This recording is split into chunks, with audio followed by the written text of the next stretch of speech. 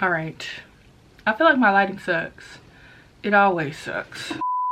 You got what I want, and I know what you need. Let me feed your fantasy, and you don't have to say a word, cause I know what you bout. Let me. Hey baddies, it's Monday, January, I don't know, the 25th or something.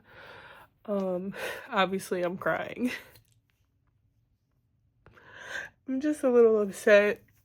I talked to my direct supervisor last week, and I told her, I'm like, I can't re-sign my lease. I don't make enough to be able to afford it.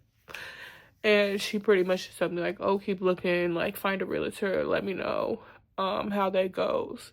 So then my big boss, he actually called me today, which was kind of scary because I'm like, oh my God, what did I do? But, and I kind of brought it up and I mentioned it to him, and he was just like, oh, well, ask her, how close do you need to actually be to the school? Because if you could move further out, maybe you could find something. There's nothing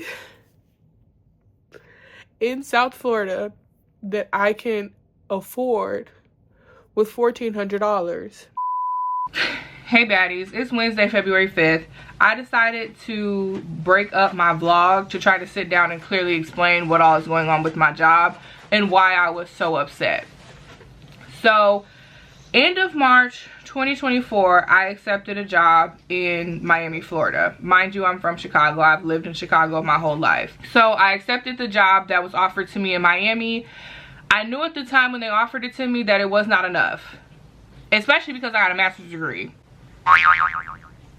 I have a master's degree. Mind you, I also came with 5 or 6 years of experience. I took it because I was hopeful that, so first of all, let me say it's a bigger organization than my old job. So I was hopeful that if I showed up and if I busted my ass, I would either make more in my current position, or the opportunity for me to move upward in the ranking would be, offered, or would become available for me to apply and to try to take advantage of. So I was hopeful that yes, I was going to take the hit for a year, but within a year that I would be able to continue working there and figure out a way for me to make more money.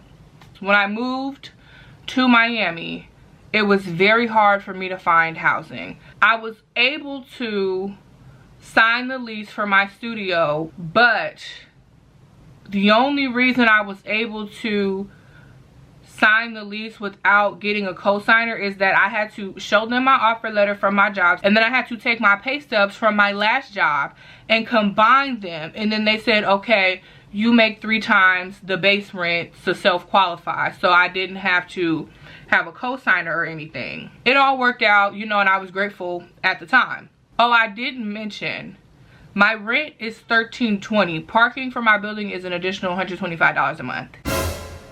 And I also get charged electric. So there's that. Anyway, it all worked out for the time being. I'm in the studio, great, love life, love the view, love the room, it's a new building. They sent me my renewal letter in November. Okay, so I'm gonna break down what my current rent is and then what the renewal offer says. So currently, my rent, the base rent is $1,550. They gave me a rent concession of $276. They added on $30 because I'm on the 16th floor and have floor to ceiling windows. It's another $17 a month charge. I don't know what that is. So my total rent is $13.21 a month, not including electric, not including the $125 a month for parking.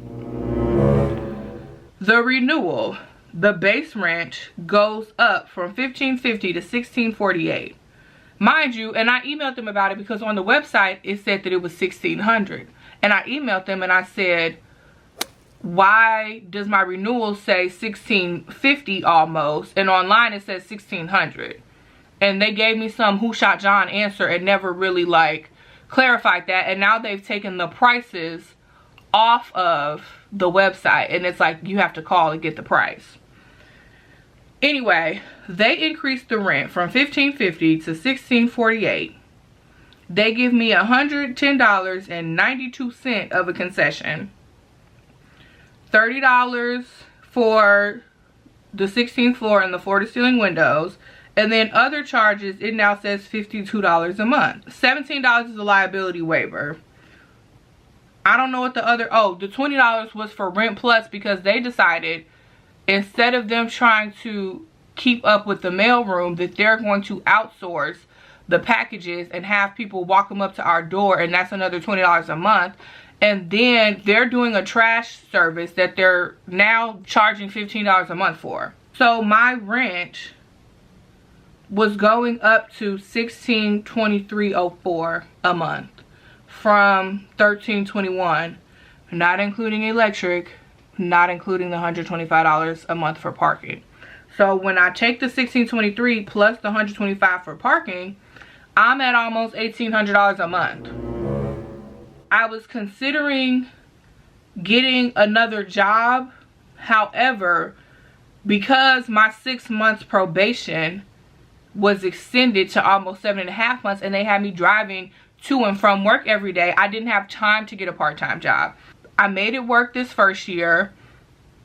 My rent is at a place where I can't afford it. So I talked to one of my coworkers who suggested that I reach out to my direct supervisor. I reached out. So I'm explaining all of these things. I'm like, I can't afford to re-sign my lease.